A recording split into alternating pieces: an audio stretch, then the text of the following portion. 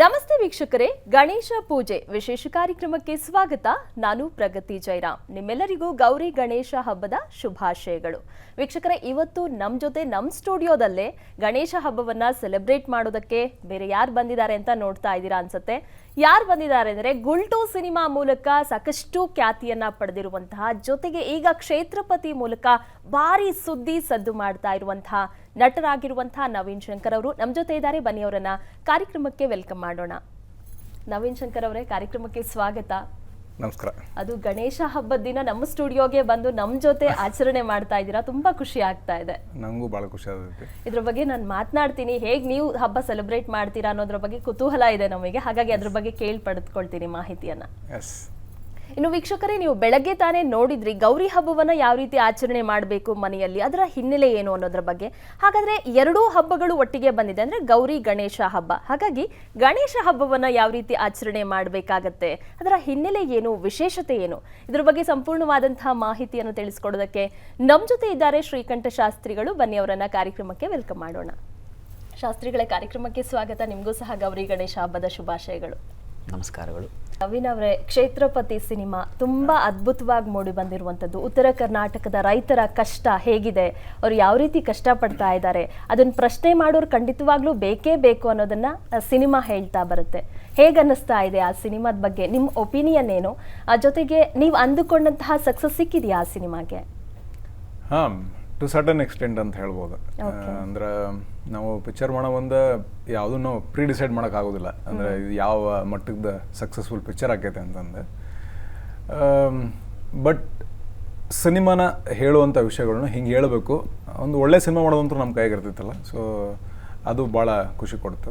Sir, ನೀವು basically ಉತ್ತರ ಕರ್ನಾಟಕನೇನಾ? ಹಾಂ, ನಾವು ಹುಟ್ಟಿದ್ದು ಬೆಳೆದಿದ್ದೆಲ್ಲ PUC ಮಟ್ಟ ಅಲ್ಲೇ ಇದ್ದೆ, ಡಿಗ್ರಿಗೆ ಈ ಕಡೆ ಬಂದಿದ್ದೆ ಬೆಂಗಳೂರಿಗೆ. ಹಾಗಾಗಿ ನಿಮಗೆ ಅಲ್ಲಿ ಯಾವ ತರ ರೈತರು ಕಷ್ಟಪಡ್ತಾರೆ ಅನ್ನೋದು ತುಂಬಾ ಚೆನ್ನಾಗಿ ಗೊತ್ತಿತ್ತು ಅನ್ಸುತ್ತೆ.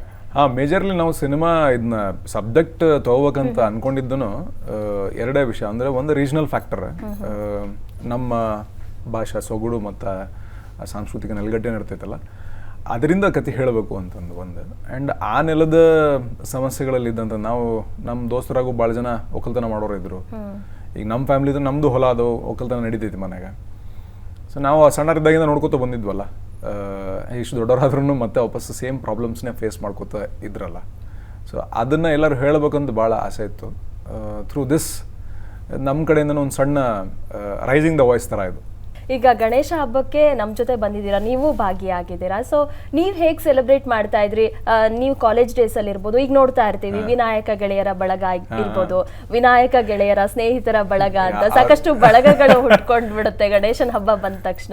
ಆ ಥರ ಏನಾದ್ರೂ ಬಳಗ ಇತ್ತಾ? ಒಂದು ನೂರು ಬಳಗ ಇದ್ರು 100ಕ್ಕೂ ಹಂಗೆ ಇರ್ತಾವ ಹೆಸರದು. ವಿನಾಯಕ ನಮ್ದು ಹಂಗೇನೆ, ವಿನಾಯಕರ ಗೆಳೆಯರ ಬಳಗ ಚಿಕ್ಕದಾಪುರ. ಗಣೇಶನ ಹಬ್ಬ ಐತಲ್ಲ, ಪ್ಯೂರ್ಲಿ ಒಂಥರ ಯೂತ್ಗೆ ಅದು ಒಂಥರ ಕನೆಕ್ಷನ್ ಇರೋದೇ ಹಂಗದು.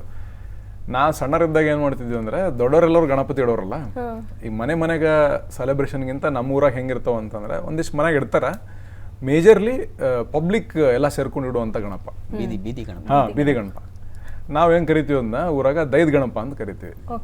ದೈದ ಅಂದರೆ ದೈವದ ಗಣಪ ಅಂತ ಕರಿತೀವಿ. ದೈದ್ ಗಣಪ, ಸಾಲಿ ಗಣಪ, ಮ್ಯಾಲಿನ ಮನಿ ಓಣಿ ಗಣಪ, ಹಿಂಗೆ ಕರಿತೀವಿ. ಕಿಲ್ಲ ಓಣಿ ಗಣಪ ಅಂತ ತಿಳ್ಕಲ್ಲಾಗ. ಹಂಗೆ ನಾವು ಸಣ್ಣರಿದ್ದಾಗ ಒಂದು 4ನೇ ಕ್ಲಾಸ್ 5ನೇ ಕ್ಲಾಸ್ ಟೈಮ್ ಅದು, ಎಲ್ಲರೂ ಇಡ್ತಾರೆ. ನಾವು ಯಾಕೆ ನಾವು ನಮ್ಮ ಗ್ರೂಪ್ ಐತಲ್ಲ, ನಾವು ಸಣ್ಣರೋದು, ಅದು ನಾವು ಮಾಡೋಣ ಸಪ್ರೇಟಾಗಿ ಅಂತ ಅಂದ್ಕೊಂಡು ಫಸ್ಟ್ ಟೈಮ್ ಗಣಪನ ಇಟ್ಟಿದ್ದು ಹೆಂಗಪ್ಪ ಅಂದರೆ, ರೊಕ್ಕ ಬೇಕಲ್ಲ ತೊಗೊಳಕ್ಕೆ, ರೊಕ್ಕ ಇರಲಿಲ್ಲ.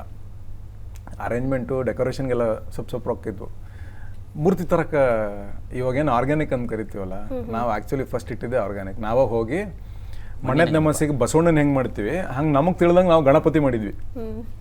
ಹಿಂಗೆ ಸೊಂಡಲ ಹಿಂಗೆ ಮಾಡಿ, ಆಮೇಲೆ ಒಂದು ದಂತ ಮುರಿದು, ಆಮೇಲೆ ಹೊಟ್ಟೆ ದಪ್ಪ ಮಾಡಿ, ಪೇಪರ್ದು ಕಲರ್ ಪೇಪರ್ ಅದನ್ನ ಅಂಟಿಸಿ, ಆಮೇಲೆ ಜಾಲಿ ಕಟ್ಟಿಗೆ ನಾವೇ ಹೋಗಿ ಕೊಡ್ಲಿ ತೊಗೊಂಡೋಗಿ ಜಾಲಿ ಕಟ್ಟಿಗೆ ಕಡ್ದು ಅದಕ್ಕೊಂದು ಮಂಟಪ ಮಾಡಿ, ಆಮೇಲೆ ಫಸ್ಟ್ ಇಯರ್ ಹಂಗೆ, ಸೆಕೆಂಡ್ ಇಯರ್ಗೆ ಡೆಕೋರೇಷನ್ ಮತ್ತು ಕ್ರಿಯೇಟಿವಿಟಿ ತೋರಿಸ್ಬೇಕಲ್ಲ, ಮುಂದೆ ಹುತ್ತ ಹಿಂಗೆ ಮಾಡ್ತಿದ್ವಿ. ಶಾಸ್ತ್ರಿಗಳೇ, ಇವತ್ತು ಗಣೇಶ ಚತುರ್ಥಿ ಇರುವಂಥದ್ದು, ಯಾವ ರೀತಿಯಾಗಿ ಪೂಜೆಯನ್ನ ಮಾಡಬೇಕಾಗತ್ತೆ?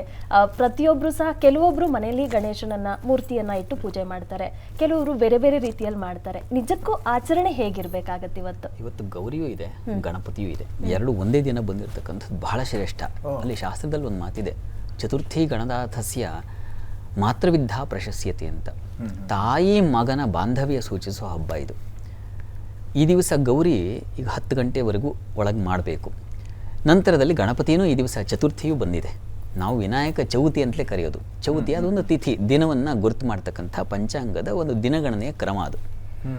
ಹೀಗಾಗಿ ತೃತೀಯ ಹಾಗೂ ಚೌತಿ, ತೃತೀಯದಲ್ಲಿ ಗೌರಿ ಪೂಜೆ ಆಗುತ್ತೆ, ಚೌತಿಯಲ್ಲಿ ಗಣಪತಿ ಪೂಜೆ ಆಗುತ್ತೆ. ಈ ವರ್ಷ ಬಹಳ ವಿಶೇಷ, ತಾಯಿ ಮಗನ ಆರಾಧನೆ ಪೂಜೆ ಒಂದೇ ದಿನ ಬಂದಿರತಕ್ಕಂಥದ್ದು. ಇದು ಬಹಳ ವಿಶೇಷವಾದ ಕಾಲ ಮತ್ತು ಇದರಿಂದ ವಿಶೇಷವಾದ ಫಲವೂ ಇದೆ. ನಾವು ಪೂಜೆ ಪ್ರಾರಂಭ ಮಾಡುವಾಗ ದೇಹ ಶುದ್ಧಿಯಾಗಿರುತ್ತೆ, ಸ್ನಾನ ಮಾಡಿ ಶುಚಿರ್ಭೂತರಾಗಿರ್ತೀವಿ ಹೊರಗಡೆಯಿಂದ, ಅಂತರಂಗ ಶುದ್ಧಿಯೂ ಆಗಬೇಕು. ಹಾಗಾಗಿ ಆಚಮನ ಅಂತ ಹೇಳುತ್ತೆ. ನೀರನ್ನು ಸ್ವೀಕರಿಸಿ ಒಳಗೂ ಶುದ್ಧತೆಯನ್ನು ಮಾಡ್ಕೊಳ್ತಕ್ಕಂಥ ಒಂದು ವಿಧಾನ ಇದು. ಹಾಗಾಗಿ ನೀರನ್ನು ಸ್ವೀಕರಿಸಿಗ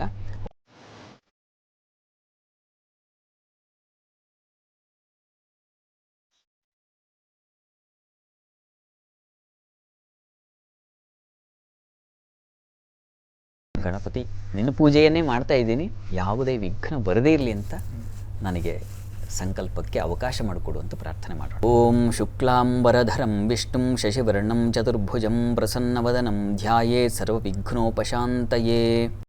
ವಾಗೇಶಾದ್ಯಾಸು ಮನಸಃ ಸರ್ವಾರ್ಥಾನಾಮುಪಕ್ರಮೆ ಯಂ ನತ್ವಾ ಕೃತಕೃತ್ಯಾತ್ ಸ್ಯುಃ ತಂ ನಮಾಮಿ ಗಜಾನನಂ. ಅಸ್ಮಾಕಂ ಸಹ ಕುಟುಂಬಾನಾಂ ಕ್ಷೇಮ ಸ್ಥೈರ್ಯ ವಿಜಯ ವೀರ್ಯ ಆಯುಃ ಆರೋಗ್ಯ ಅಭಿವೃದ್ಧಿ ಸಿದ್ಧ್ಯರ್ಥಂ ಲೋಕ ಕಲ್ಯಾಣಾರ್ಥಂ ವರಸಿದ್ಧಿ ವಿನಾಯಕ ಪೂಜಾಂಚ ಕರಿಷ್ಯೆ. ಯಾಕಾಗಿ ಮಾಡ್ತಾ ಇದ್ದೀನಿ ಅಂದರೆ ಆಯಸ್ಸು ಆರೋಗ್ಯವನ್ನು ಕೊಡಲಿ, ಬುದ್ಧಿಬಲವನ್ನು ತಂದು ಕೊಡಲಿ, ಲೋಕ ಕಲ್ಯಾಣ, ಲೋಕಕ್ಕೆ ಒಳ್ಳೆಯದಾಗಬೇಕು. ಹೀಗಾಗಿ ಲೋಕ ಕಲ್ಯಾಣವನ್ನು ಉಂಟು ಮಾಡಲಿ ಅಂತ ಹೇಳಿ ತಮ್ಮ ಬಳಿ ಸಂಕಲ್ಪ ಮಾಡಿಸಿದ್ದೀನಿ. ಆ ಹೂವನ್ನು ಗಣಪತಿ ಮೇಲೆ ಹಾಕ್ಬಿಡಿ. ಗಣಪತಿಗೆ ಸಂಕಲ್ಪವನ್ನು ಮಾಡಿದ್ದು ಒಳ್ಳೆಯ ಕಾರಣಕ್ಕಾಗಿ, ನೀನು ಬಾ ಅಂತ. ಈಗ ನಾವು ಗಣಪತಿ ಬಂದವನನ್ನು ನಾವು ಹೇಗೆ ನಮ್ಮ ಮನೇಲಿ ನಾವು ಪೂಜೆ, ನಾವು ಯಾರಿಗಾದ್ರೂ ಬಂದರೆ ಹೇಗೆ ಅವರನ್ನು ಸ್ವಾಗತಿಸಿ ನಾವು ಅವ್ರನ್ನ ಗೌರವಿಸ್ತೀವಿ, ಅತಿಥಿ ಸತ್ಕಾರ ಮಾಡ್ತೀವಿ, ಹಾಗೆ ಗಣಪತಿಗೆ ಷೋಡಶೋಪಚಾರ ಪೂಜೆ ಅಂತ ಕರೀತಾರೆ. ಹಲವು ಬಗೆಯ 16 ಬಗೆಯ ಉಪಚಾರಗಳು, ಅದರಲ್ಲಿ ಪ್ರಧಾನವಾದದ್ದು ಸ್ನಾನ. ಅದನ್ನೀಗ ನಾವು ಮಾಡಿಸೋಣ.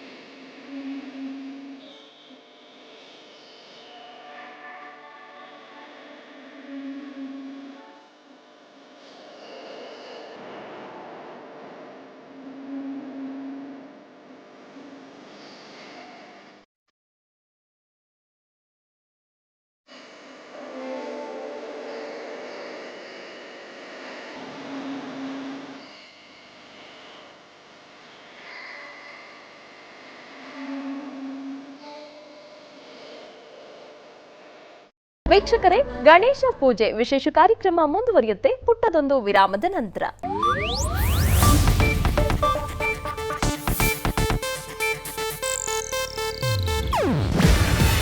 ಇದು ಏಷ್ಯಾನೆಟ್ ನ್ಯೂಸ್ ನೆಟ್ವರ್ಕ್ ಪ್ರಸ್ತುತಿ.